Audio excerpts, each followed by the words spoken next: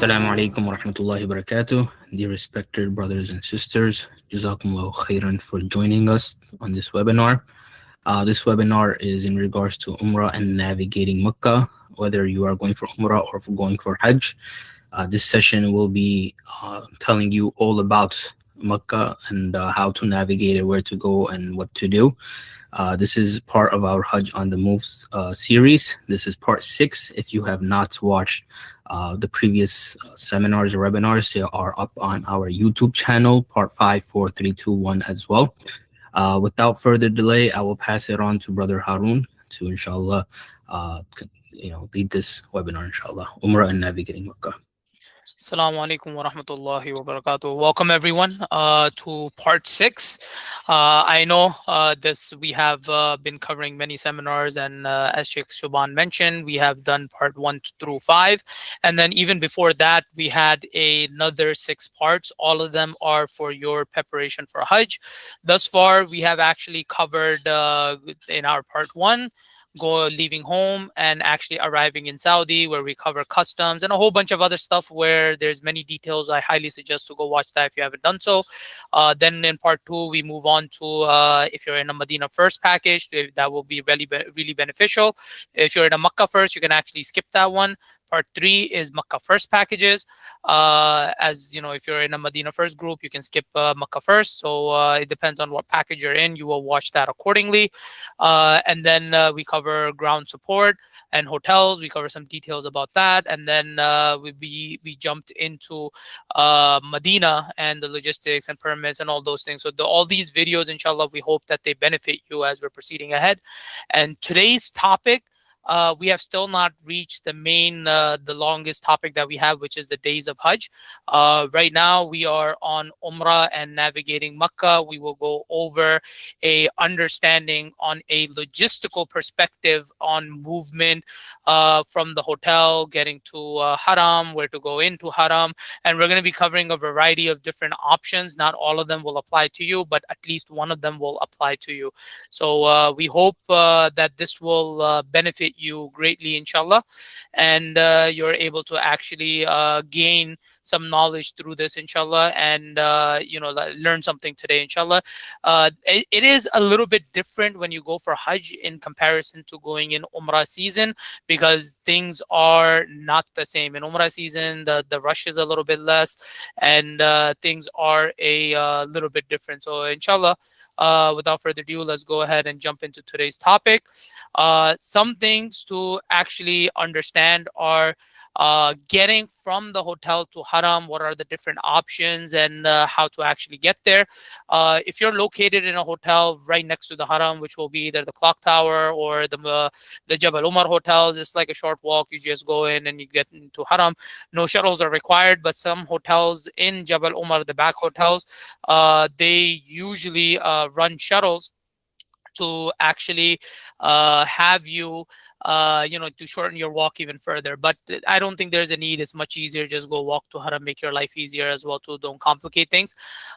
Then you have hotels, for example, like Voco, that are a short walk, like 20 minutes walk approximately. It's about a mile. And you can also take a shuttle as well too. And then you have your hotels located in Azizia, where you must take some sort of transport to get to Haram. You will not be able to walk there. It is just not possible. As we're proceeding ahead, I do want to give everyone a reminder: we don't take any active questions as we are proceeding with the sessions.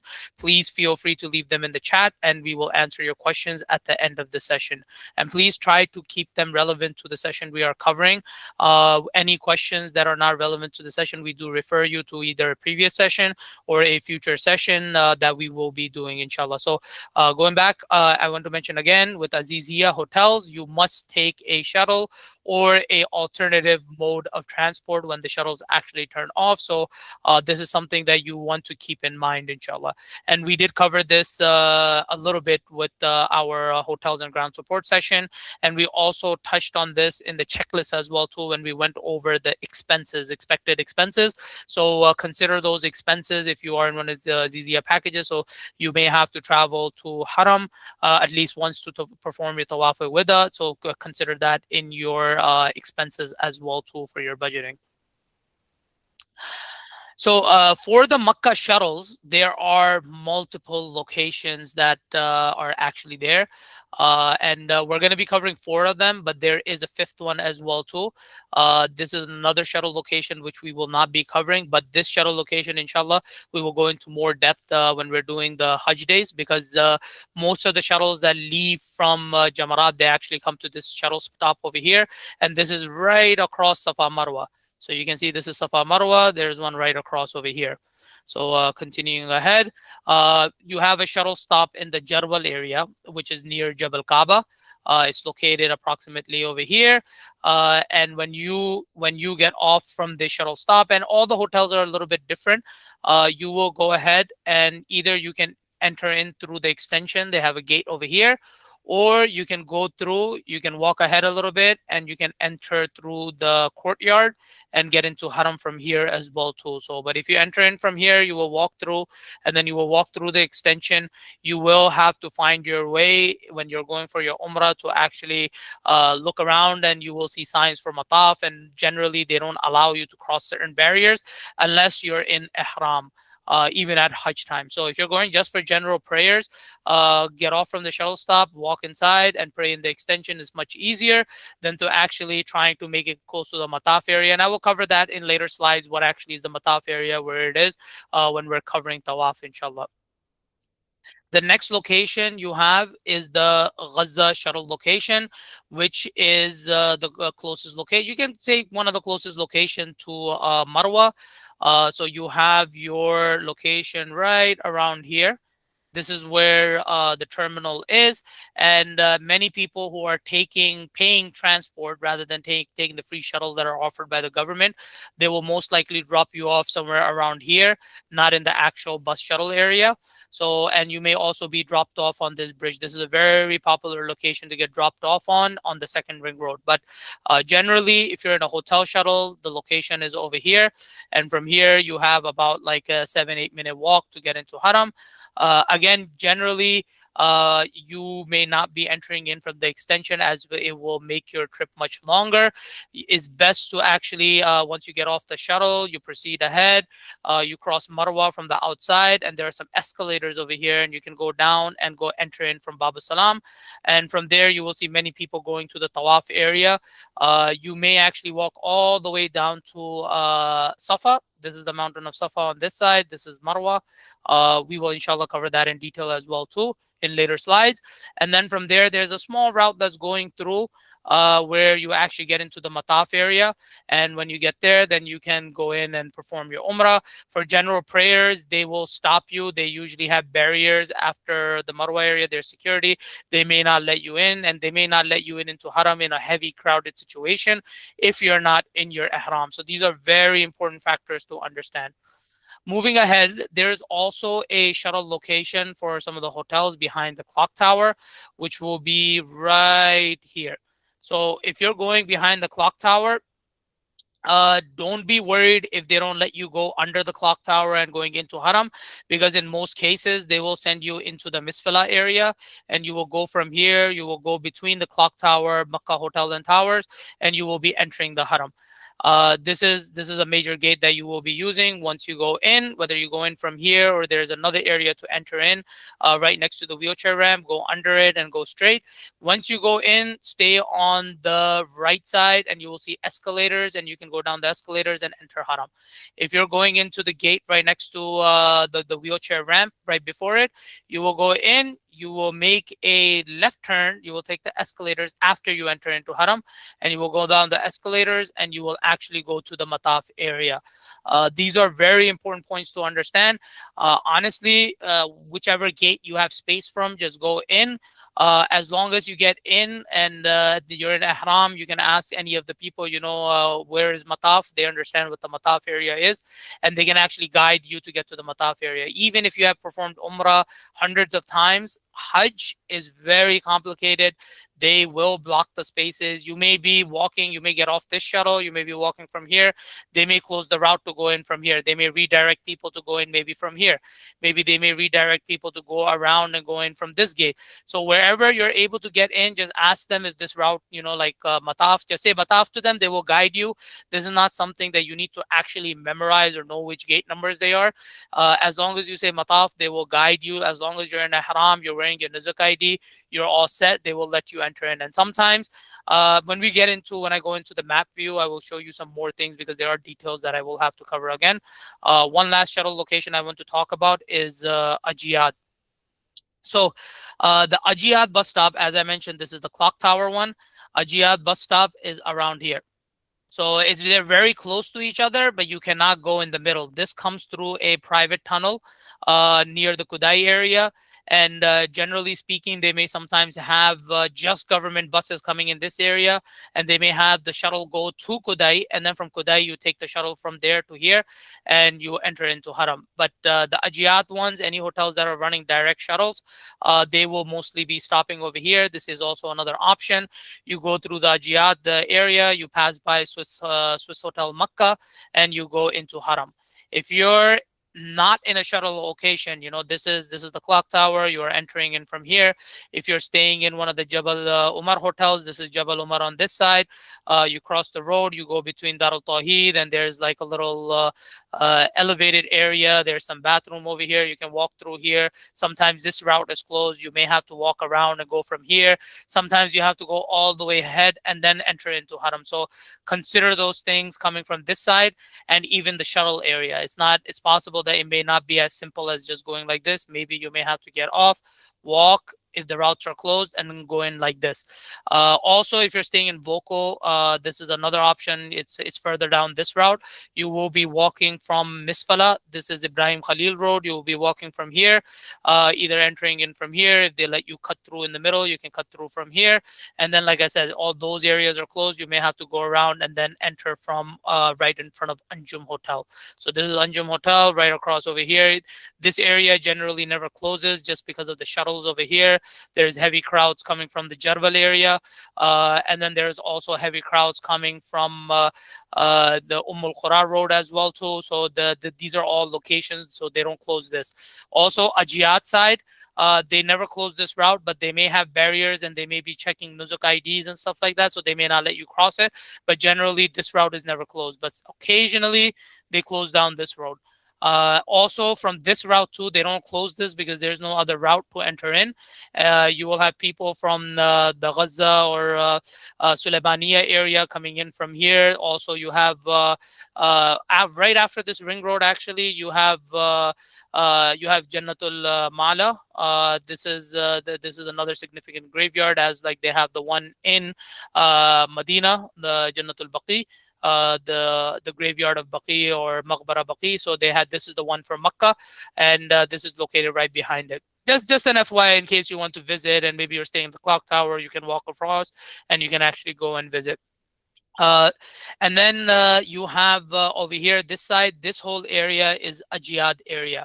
So you have Hujjaj from this side that are entering, shuttle people entering. Some people from the clock tower also go from here. Then you have some other hotels located right in front of the clock tower as well too. So this route never closes. And even if it does close from up ahead, you can always get into Haram through the wheelchair ramp to pray inside.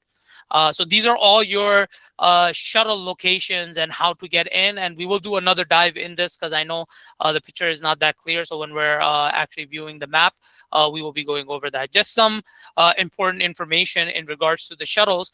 Hotels located in Azizia always require a shuttle. I already mentioned this. You may have to go with taxi after they close down.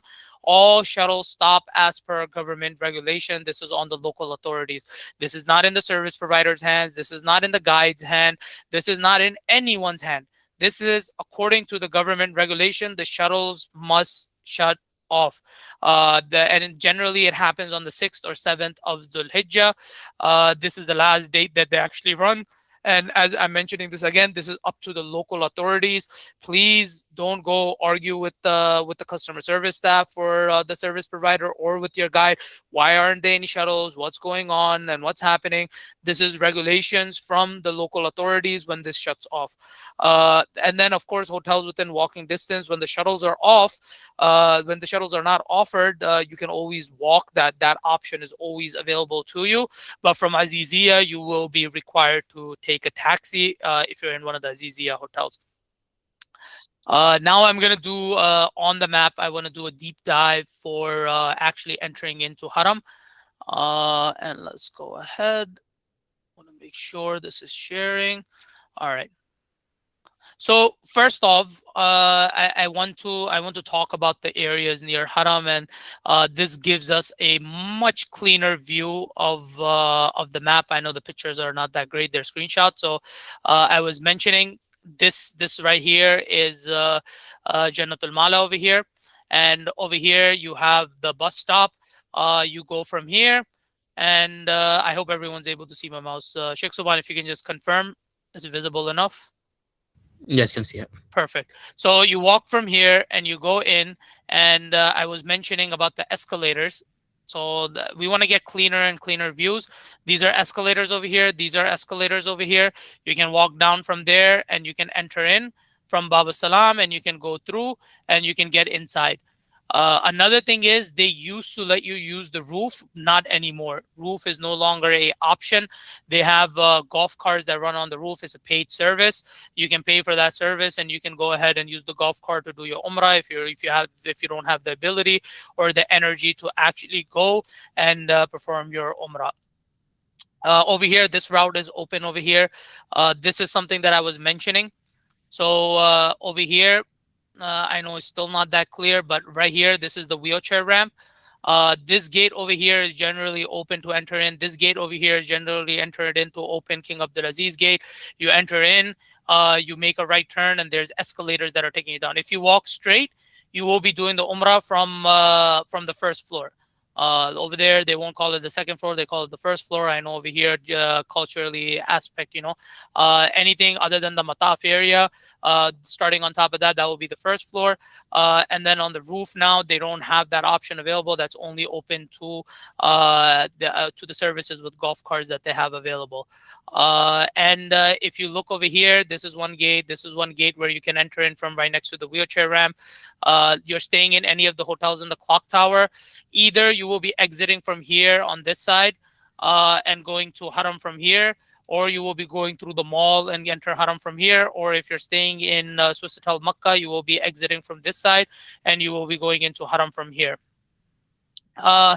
If this is the station right behind the clock tower, and this is the station right in the Ajiyad area where the shuttles generally stop.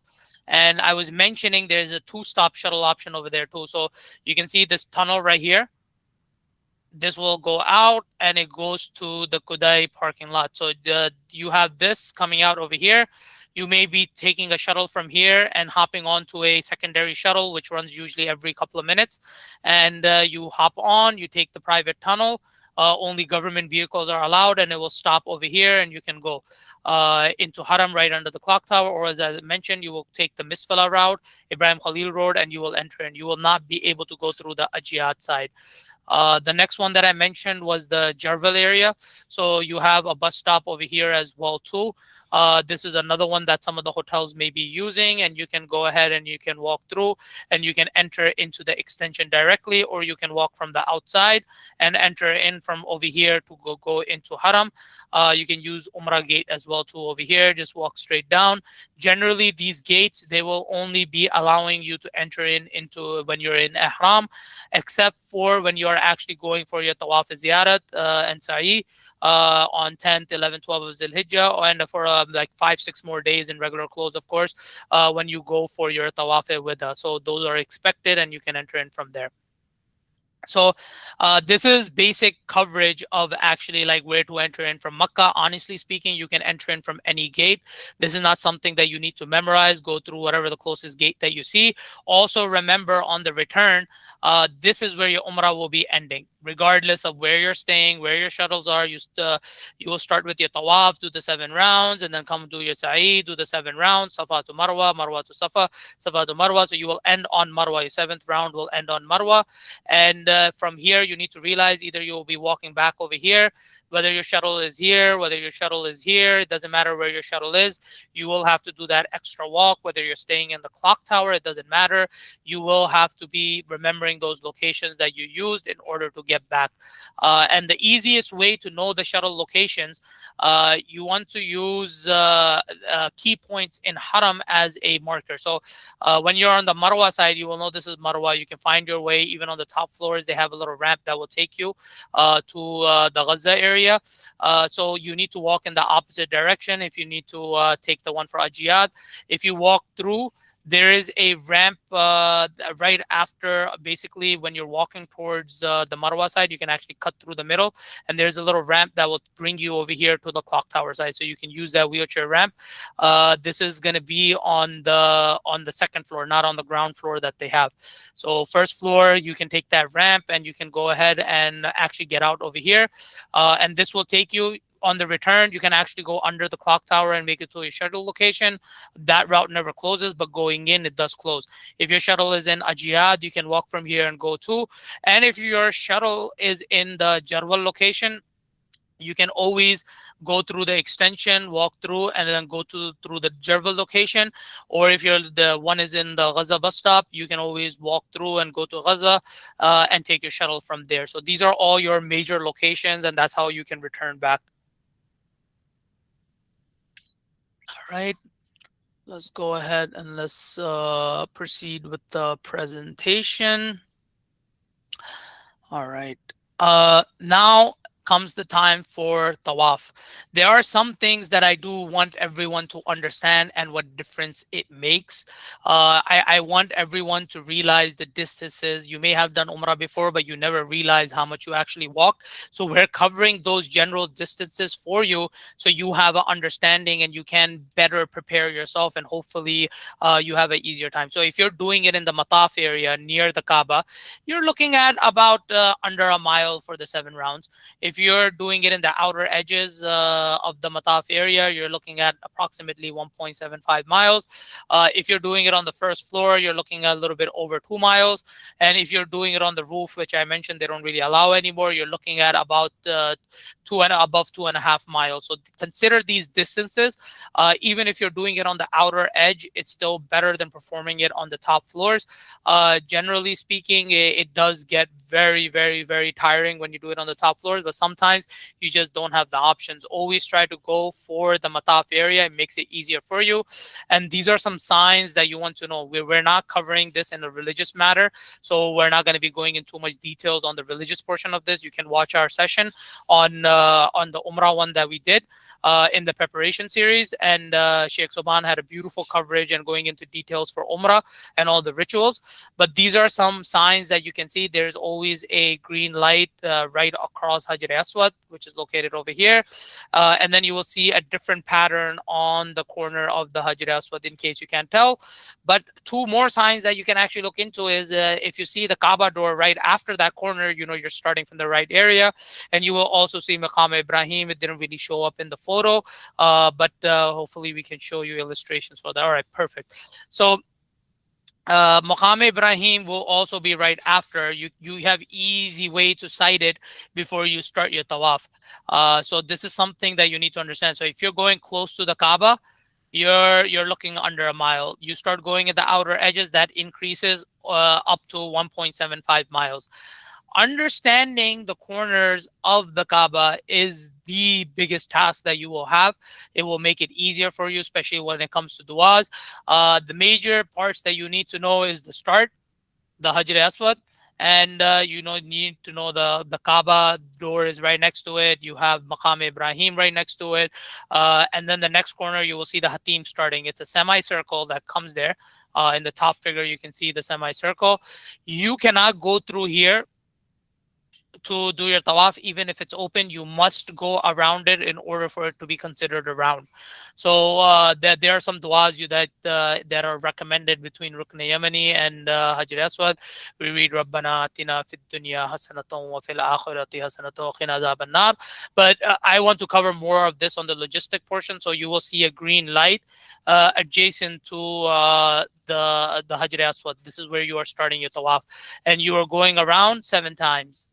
Once you're done with your 7 rounds, most likely you will find a place in the back somewhere around here to actually go. Like if you can see this picture too, sometimes in Hajj time, they won't even allow you to pray even in the mataf area. They will close off everything and just have it open for the tawaf. So you may actually have to go behind in the masjid area to actually go do your 2 rakats over there after the tawaf. So it's highly recommended not to get into anyone's way and actually go pray in a location where you're not coming in the way, because the security will move you and you're doing ibadat. You don't want to go and get into the way of other people who are trying to perform tawaf. Hajj time is heavily, heavily, heavily, heavily crowded. Don't attempt to do, like as you can see in this figure, this guy is praying right behind Maqam Ibrahim. Don't do that. Go move to the back. Even in Umrah time, we don't suggest you to do this, because there's a high chance of actually being involved in a stampede. This is an issue of the past, because more Hujjaj are getting educated as they go, and the government employees over there, they don't allow you to go stand there. They will move you from there right away. They will not let you pray. So keeping that in mind, I do want to switch over back to the map so I can show you some more things when it comes to the tawaf. Just bear with me 1 second. So as I mentioned, uh, if you look at this right now, the mataf area, you can see over here, there is no one behind here. Generally speaking, this is where the people are usually praying after this whole area over here. This is where people are praying in Umrah season. But in Hajj season, they will not even allow you to pray sometimes over here. They will remove all the barriers and they will utilize all this space for tawaf, because they want to maximize the people who can actually do the tawaf in the mataf area. And if you scroll out, you can see right under here you have the first floor. You can do the tawaf, and this is much longer than doing it close to the Kaaba, doing in the outer edges. And as you move far behind, it just increases, increases, increases, and increases. So once you're done with all of this, you will see a route from here. Just go. They will have signs around this side. They will have signs for it will say Masa. If you follow the signs for Masa, or it will say Sa'i, you just follow that and you get to the Safa side. It's possible most of you may end up in the basement. These days, they don't allow you to perform the Sa'i in the basement. Maybe they may change that for Hajj, but generally they are using that as a route for entrance and exit. But if once you go inside, you get to the Marwa side, you can actually walk. And once you start walking, when you go a little bit more than quarter of the way to actually Marwa, you will see there's escalators that are actually taking you up. You will see everyone going the same direction. That's one way. Another way is they have a ramp that will guide you. You go up and you can actually do it on the ground floor for Safa and Marwa. Those are a couple of your options. So before I even get to Safa and Marwa, I want to cover these details so you have a good idea of what to expect and how to get there. So these are things that you want to know. There are plenty of places where you will find Zamzam to drink after you pray your 2 rakats before you head to Safa Marwa.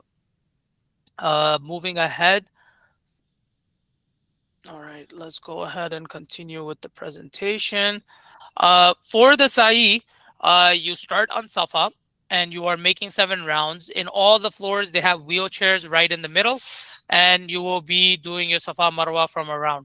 And this is approximately 2 miles for the 7 rounds. So you have minimum 1 mile for your tawaf, and then you have 2 miles for this. Expect 3 miles of walking, plus if there are any routes close to get into Haram, or if you're getting off of shuttles, or if you're walking from particular hotels, you have to add all of that. This particular day, you are looking at about 6-7 miles, not 6-7, but at least 4 to 5 miles. Expect to walk about that much.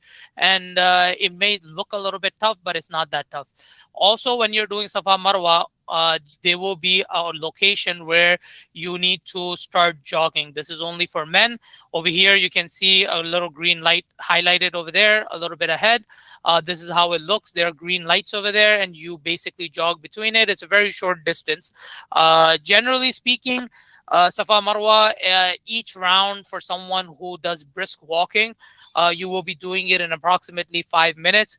Someone who is going really slow, you will be doing it in approximately 7 to 8 minutes for each round. So, depending on your pace, I do highly recommend, even if you're going with a group leader, to actually perform the sa'i on your own. It's not just about the crowds, like if you're a slow walker, you get less tired when you're not doing fast walking. But if you're a fast walker, you do slow walking, you will get more tired by slow walking. So go with the pace that you're comfortable with. This way, you don't need to follow the group leader. Safa Marwa is very simple. You're just going through. You start on Safa, you go to Marwa, 1 round. Marwa to Safa, 2 rounds. Safa to Marwa, 3 rounds. Marwa to Safa. So, basically, many people get confused. They think going to Safa to Marwa and then back to Safa is 1 round. It's not like that. From Safa to Marwa, that's one. Marwa to Safa, that's two. So your seventh round will actually end on the mountain of Marwa. And as we previously mentioned, some of the things to know around how to get back to your shuttle. Now, another question that comes in: where to find the barber shops? Generally speaking, this is advice that I'm gonna give you, because I don't like to give advice that I don't personally follow myself. If you're staying close to Haram, there are barbershops. Let me go back a little bit. Let's say you're staying in the clock tower. I want to actually utilize the marker as well too at the same time. So you're done with your Umrah. You walked from this area. You came over here. Maybe you took the ramp. Maybe you came from the bottom area. You have two options. Either you can go over here. They have something called Degree 38. It's a little pricey barbershop. It's right under the clock tower. Or you can go to Safa Tower. When you go inside, you can ask somebody where the barbershops are. Generally, the haircuts are much cheaper over there. But it's also advisable that you actually go for the barbershop that is closer to your hotel. So if you're not located close to the Haram, go to the barbershops that are located closer to your hotel. If you're staying in Jabal Umar, let's say you walked all this route, you came over here, you go over here, right next to Conrad. And I believe this hotel is, I believe this is, I don't think it's Hilton Suites. I think it's Hyatt Regency. Right between both of these hotels, there are staircases that are going up. There are escalators.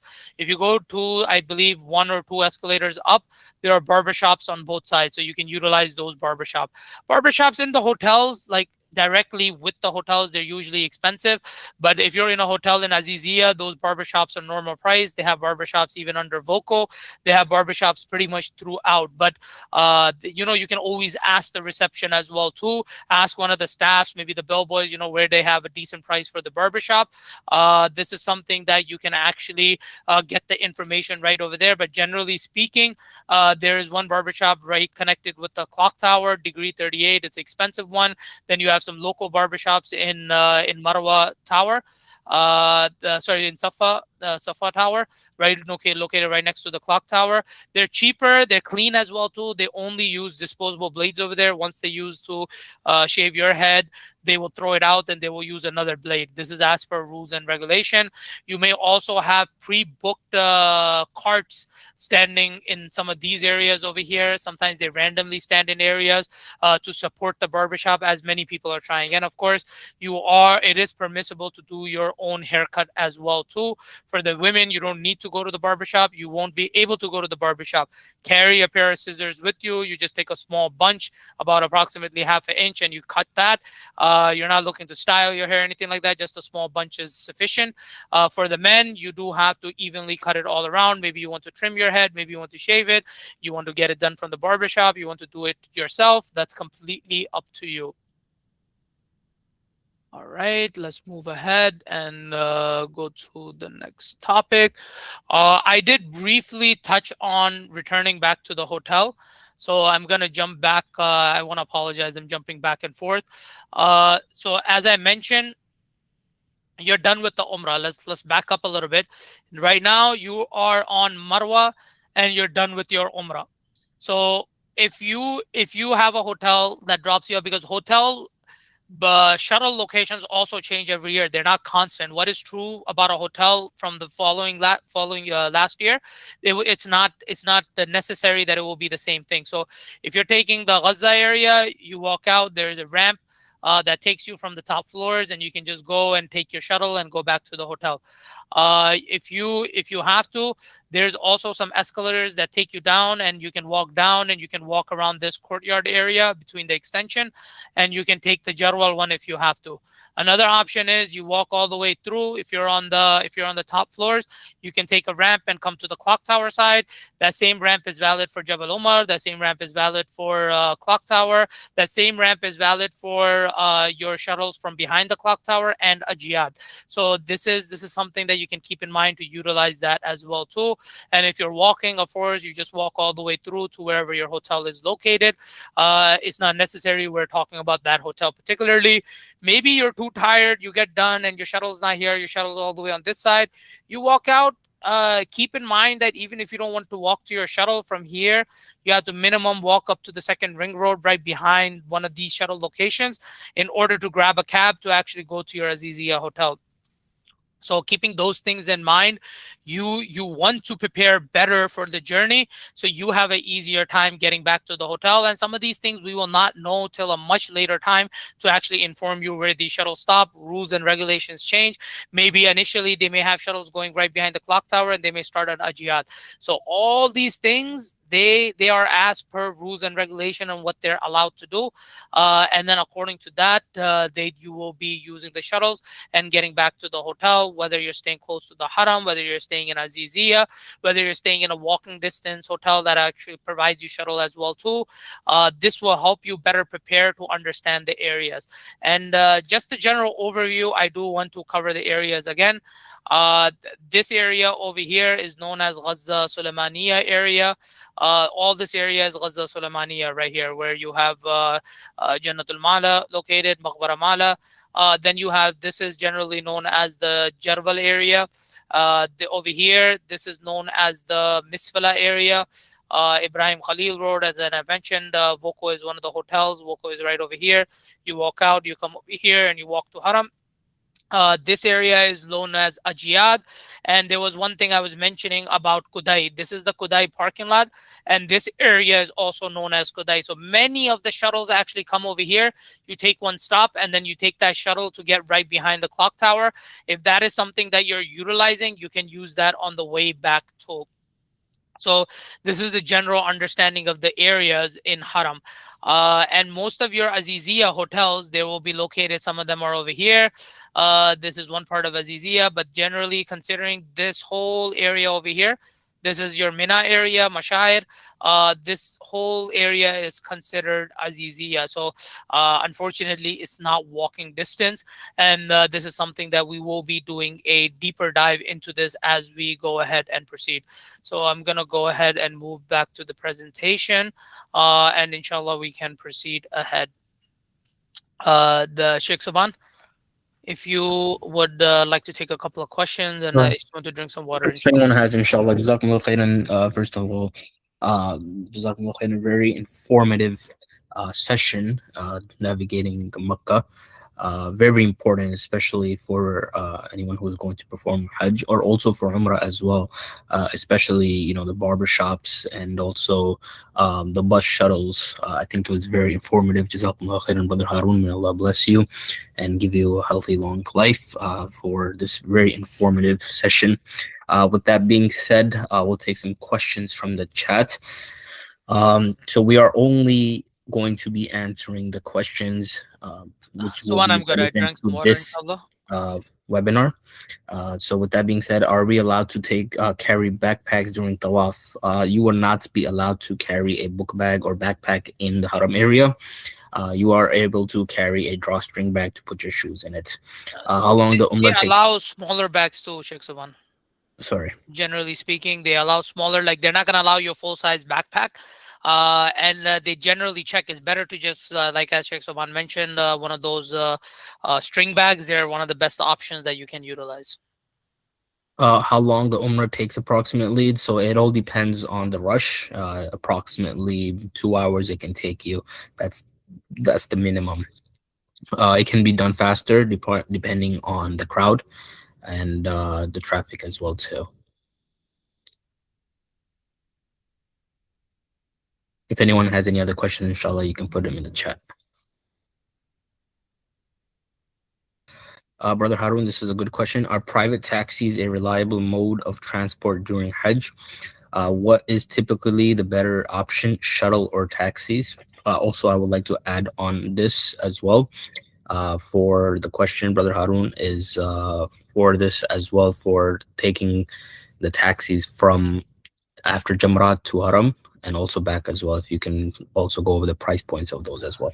So I want to jump on the Jamarat topic when we do Days of Hajj in our next session, inshallah.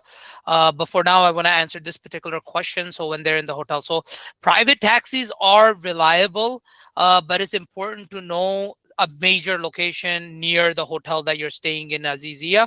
And I don't suggest to take the taxis while going. Always use the shuttle while going. Usually on the way back, you're tired, and maybe after the Umrah, you don't want to walk too much to a different location. It's better to take a taxi. The closer you take the taxi to Haram, the more expensive it gets. I do recommend to walking to one of the ring road locations. You go up the bridge, and the taxis, they stop, bargain with them. They will start at a higher price. Generally speaking, if you speak Arabic, Urdu, Bangla, you will find many of the taxi drivers speaking those languages. Speak your language and try whether they speak it or not. Generally, they will give you a much better price if you're speaking their languages. If you talk in English, those prices will hike up instantly. And they are reliable, but use the shuttle, use the shuttle till it's working. And with that in mind, I'm going to talk about the following question as well too, when the shuttle stops. So generally they stop either on 6th of Zulhijjah or the 7th of Zulhijjah. Sheikh Suban, if you can give us the coordinating dates in the Georgian calendar so people have a better understanding. Sure. So those taxis, they're reliable, but use the shuttle till you can. Generally, after Hajj, you may be using those taxis. Utilize the taxis afterwards, and I highly suggest to go watch the preparation session that we had for the checklist, essentials for Hajj. We go over expenses, so you can calculate your expenses. Those are approximate prices what you should be expecting for the taxis. Generally, I would recommend to actually, especially if you're going with the taxi option, don't do it alone. Usually per person is more expensive. It will be cheaper for you, but per person is more expensive overall for whatever transport you're using. Go as a group of 4 or 5. 4 people generally is the best. One can sit in the passenger seat in the front, 3 can sit in the back, and you can bargain with the driver for the whole taxi. Don't bargain with them per person. That is the best way to do it to get the best prices, and they're pretty reliable. They'll get you close to Haram. If they charge you something, those prices are ridiculous during Hajj time, but they will get you close to Haram to a good enough location where you can walk from there. Maybe if one location is closed, they're not able to get in, they will take the taxi to a different location. But the shuttles generally they don't get stopped. They go all the way through to their stop. I hope that answers So your the question. sorry, the Gregorian calendar day approximately based on with the without the moon sighting is approximately the 6th of the Hijjah would be the 23rd of May, or the 7th will be the 24th of May as well. I would like to take this next one. The shuttles are provided by the hotels or service providers. Again, these are based on availability. If we have a backpack, where should we keep it before entering the haram? We would suggest that to keep it in your hotels. But if in the case that you do bring your book bag with your backpack, and if it's not able to go into haram, there are some places, Brother Harun, if you want to speak on this, where they can keep it for luggages, they also have. They do have lockers near the haram, but it's highly recommended to, rather than going through that headache and long lines and availability for the lockers, is better not to carry a backpack. It's better to carry, so if your backpack is super small, it's fine, they're not going to really bother you. But a string bag would be the best mode of actually not being bothered by any of the officials over there while entering haram. Um, If anyone has any other questions pertaining to this webinar, please inshallah put it in the chat.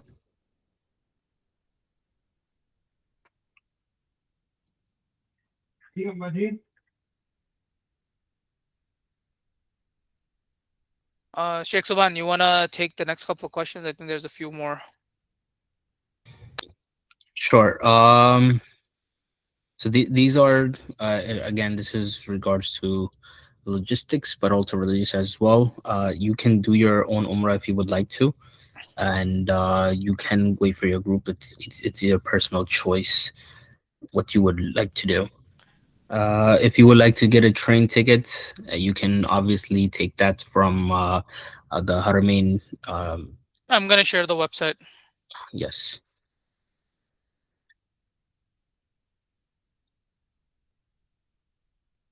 But obviously, if you are taking the train, Brother Harun did also mention this, and it was mentioned in the previous seminars as well. If you do arrive at your hotel before and your group leader is not there, you will not be able to check in without the group leader. Also, for the train, I do want to mention watch part 1, 2, and 3 so you have a better understanding. If your flight does not go to Terminal 1, if you're going from the airport to Makkah, airport to Medina, or Medina to Makkah, is not that big of a complication. But if you're touching the airport with your train transport, keep in mind that it is only available in Terminal 1. And if you're arriving in North Terminal or you're arriving in Hajj Terminal, it's almost impossible to make it for your train. Give yourself plenty of time, minimum 3 hours between your arrival time and departure time for your train.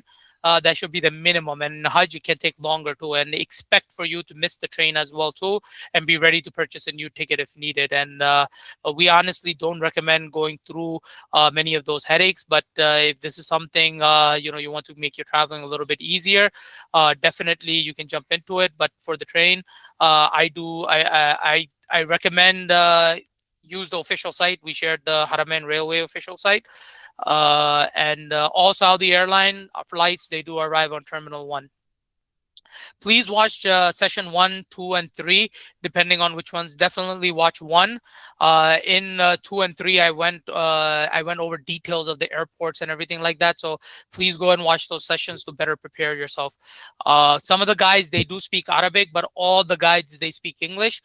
We do guide groups from the US, so all of our guides actually speak English. Some of them also speak Arabic as well too. I just want to take this next one.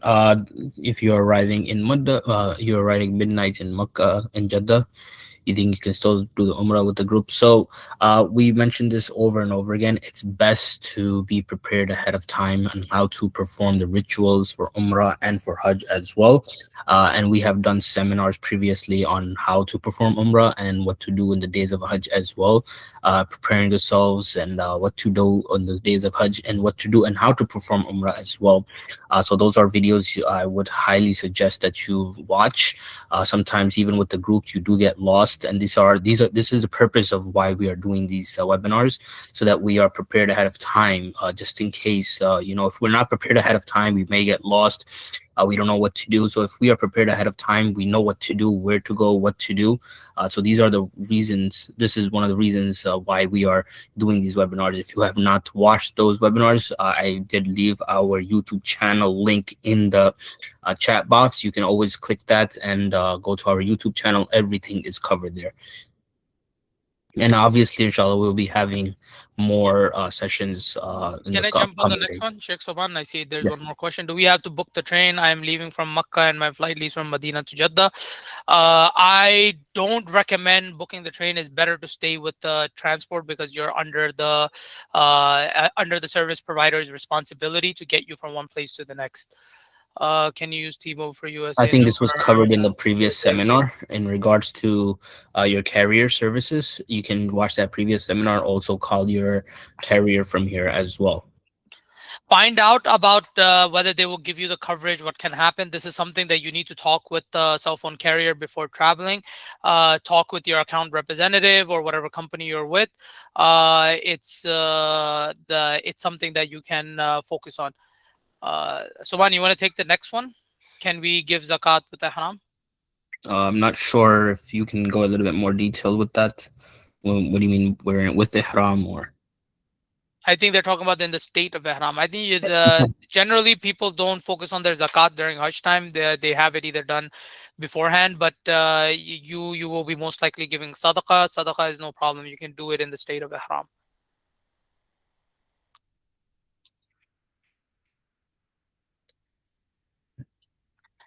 If anyone has any other questions, inshallah, put them in the chat. And before we end the session, No, there's sorry. Soman, we're going to cover this tomorrow. This is a future topic. Before we end today's session, I do want to mention for the Hajj on the Move series, inshallah, I'm trying to schedule something for the next part, part 7 for Saturday. But other than that, as per demand, we are doing sessions in Bangla. So, as many of you actually get the invite, if you don't speak Bangla, you don't need to attend these sessions, but we do have them going on tomorrow night, inshallah. We have a session for the how to prepare and to perform Hajj and Umrah. Both topics will be covered together. It's a 1.5 hour session. Then on Saturday we have Women and the Journey of Hajj in Bangla by Sister Farhana.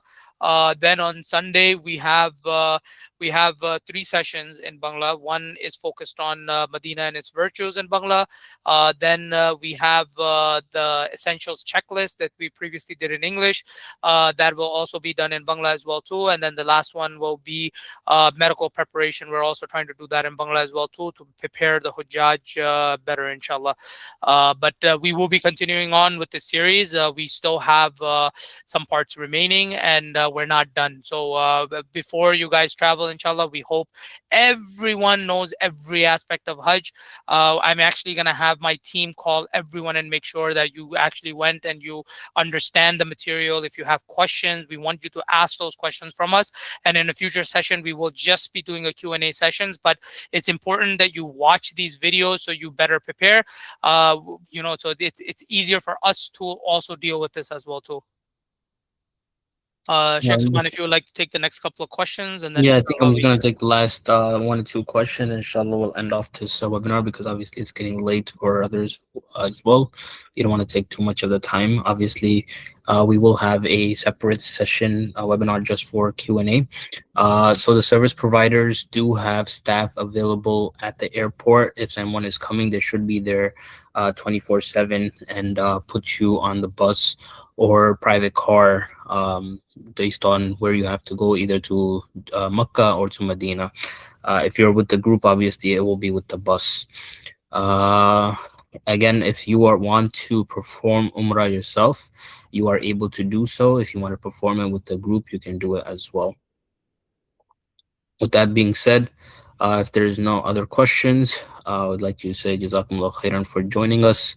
Um, and inshallah, we will see you in our next session. Assalamu alaikum wa rahmatullahi wa barakatuh.